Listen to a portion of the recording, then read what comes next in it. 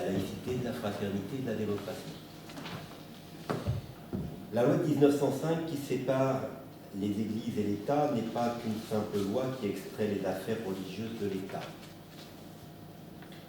C'est une loi qui vise à déconfessionnaliser la nation, à l'extraire de l'idéologie religieuse. Bien par le mot idéologie, je ne confonds pas les croyants qui se posent des questions, c'est pour bien distinguer ce que j'appelle les cléricaux des croyants. Or, l'une des caractéristiques de ces idéologies est la charité. Cette notion mérite d'être réactualisée au moment où la confusion la plus totale existe. Qu'on fasse la charité à titre individuel, c'est une bonne chose. Qu'on la fasse dans le cadre d'un courant politique, c'en est une autre. Il existe en effet une dimension particulière à déconfessionnaliser la charité. En effet, une des caractéristiques de l'oppression religieuse est aussi de faire le bien. L'humanitaire a toujours accompagné les guerres et la pauvreté. Ainsi, nos hospices et la charité publique ont accompagné les horreurs de la première industrialisation en France.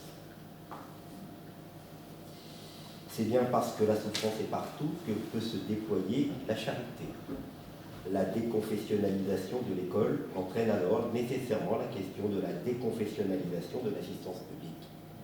C'est ce que réaliseront les militants du Conseil national de la résistance. En effet, personne ne perçoit l'importance de la sécurité sociale de ce point de vue. Que l'on soit juif, musulman, bouddhiste, peu importe. L'important, c'est l'humain et son effort dans la production de Dieu.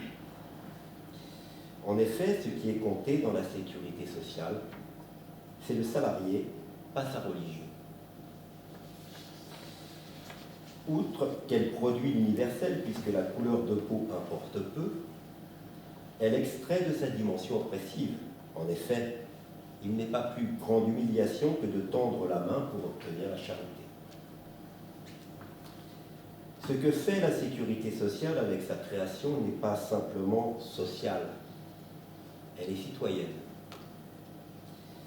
Cantonner à la protection sociale l'enjeu de sa survie n'est tout simplement pas réaliste. En effet, la sécurité sociale intègre pleinement le contrat républicain en réalisant la fraternité. Peu de gens s'intéressent à ce mot affiché sur nos frontons. Pourtant, avec la sécurité sociale, nous la réalisons quotidiennement.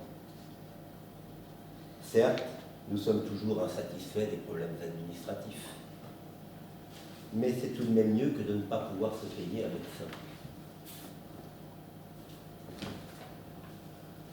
Cette fraternité n'est pas abstraite, elle échappe à la vision individualiste.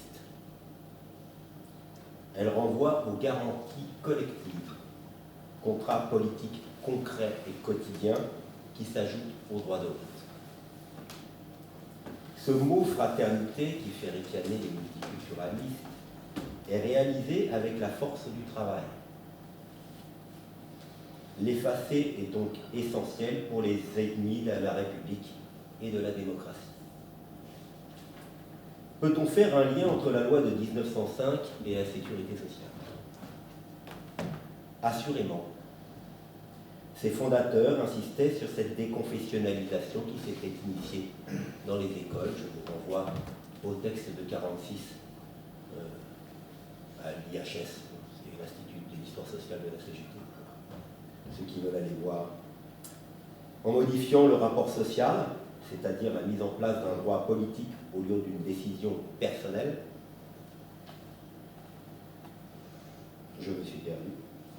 La charité dépend du croyant. Elle donne la matrice de l'égalité. En substituant un contrat politique à une norme religieuse, elle réaffirme la République. En instituant la fraternité, elle l'extrait de ses considérations subjectives. Elle devient alors de fait un bien public. Bien public et pas commun. Il n'existe que le peuple et pas une communauté. Une communauté n'est pas souveraine, le peuple l'est. C'est parce qu'il est bercé de fiction qu'il ne comprend pas que l'étatisation de la sécurité sociale va de pair avec la fin du contrat politique. C'est parce qu'il est bercé de fiction qu'il n'a pas conscience que nous ne sommes plus en démocratie depuis 2008. C'est parce que le peuple oublie son rôle historique qu'il ne le remplit plus. Défendre la démocratie vis-à-vis d'un traité européen qu'il a rejeté. Voilà pourquoi la mise en place d'un référendum dit de souveraineté sur la supériorité du droit européen sur le droit national est une nécessité. Merci.